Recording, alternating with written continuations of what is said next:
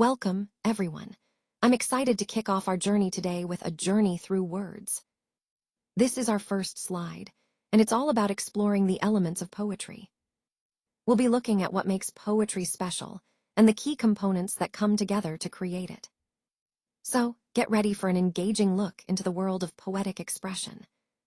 So, when we think about a voice, it can be quite broad.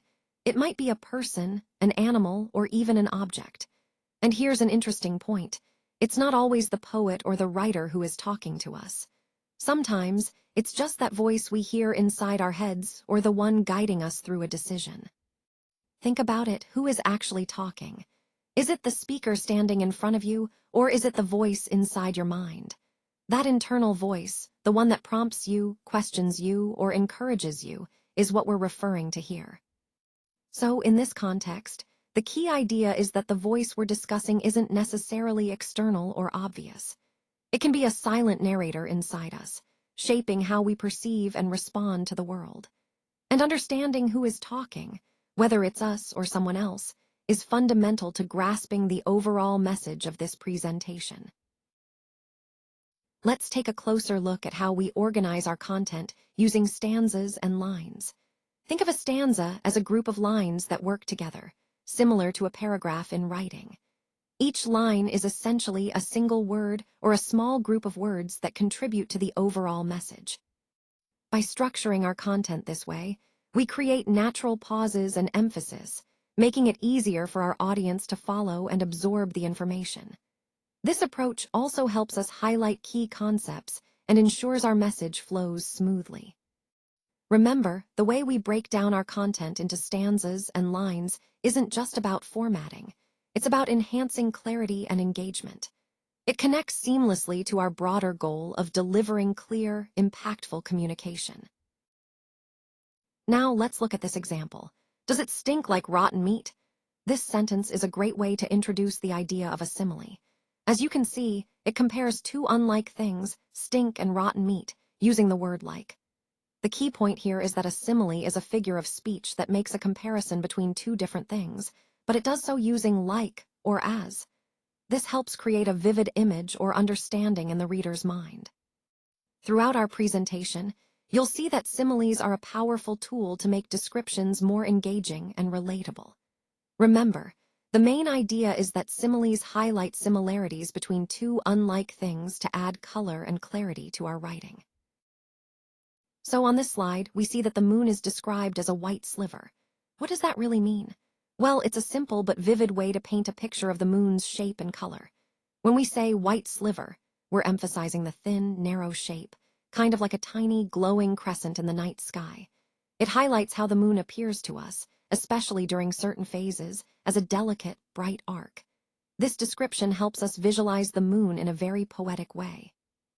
And connecting this to our overall theme, it reminds us that sometimes the simplest images, like a white sliver, can evoke a lot of beauty and meaning in the natural world. Let's take a moment to look at this intriguing example. A spider sewed at night. Now, at first glance, it might seem like just a simple sentence, but it actually introduces us to an important literary device called personification. Personification is when we give human qualities to animals, objects, or even ideas. In this case, we're imagining a spider that is capable of sewing, which is a distinctly human activity. This technique helps us create more vivid and engaging imagery in our writing, making stories more relatable and lively. It's a way to connect with the reader by attributing familiar traits to non-human things. So, in the context of our overall theme, how language can bring ideas to life, personification is a powerful tool. It allows us to animate the world around us, making our descriptions richer and more compelling. All right, let's talk about using descriptive language that really hits your five senses. When you want to paint a vivid picture, imagery is your best friend. Imagine describing a scene or a feeling so clearly that your audience can see, hear, smell, taste, or feel it. For example, instead of saying, "The room was nice," you might say, "The air was thick with the scent of fresh coffee, and I could feel the soft warmth of the sunlight on my skin." That kind of detail makes your message memorable. Now, sometimes we use hyperbole, big, exaggerated statements, to make a point with impact. Like saying, "I've told you 1,000,000 times." It's not literal, of course, but it emphasizes how often you've repeated yourself or how strongly you feel about something. It creates a sense of urgency or frustration and grabs the audience's attention. Remember, the key here is to make your language big and vivid. Huge. When you connect these techniques to your overall message, they help communicate your ideas powerfully and keep your audience engaged. So, think about how you can use descriptive language and exaggeration to make your points stick out and resonate long after your presentation ends. Now, let's talk about how poets make their poems sound musical and catchy. One way they do this is by playing with sounds inside a line. This is where vowels come in. When a vowel sound repeats within a line, it creates a musical quality that flows smoothly and keeps the reader engaged. Next, we have assonance, which is the repetition of vowel sounds at the start of words. This technique really helps to emphasize certain words and make the poem more memorable. Then there's consonance, which is the repetition of consonant sounds at the beginning of words. Both assonance and consonance are sound devices that add rhythm and harmony to poetry. And finally, alliteration, which is a specific type of consonance, where the same consonant sound repeats at the start of neighboring words. These sound devices, vowel repetition, assonance, consonance, and alliteration, are powerful tools poets use to make their poems not just meaningful, but also musical and catchy. They connect us to the rhythm and music of language, making the poem more enjoyable to listen to or read aloud. Hiss, buzz, bang, pop. These are examples of words that actually sound like the noises they describe. They're called onomatopoeia, and they make our language more vivid and fun. For instance, when we say POW, we instantly imagine a punch or an explosion. Onomatopoeia helps us to bring scenes to life, making descriptions more immersive. Throughout this presentation, we've seen how these words connect sound to meaning, enriching our communication. So next time you want to add excitement or clarity, think about using onomatopoeia. It's a simple but powerful tool to make your words pop. So let's dive into the pattern of rhymes, like the classic AABB structure. This is where the first two lines rhyme with each other, and the next two lines form a different rhyme. It creates a sense of rhythm and predictability that listeners find satisfying. Now, moving on to the rhyme scheme itself, which is marked with a symbol here.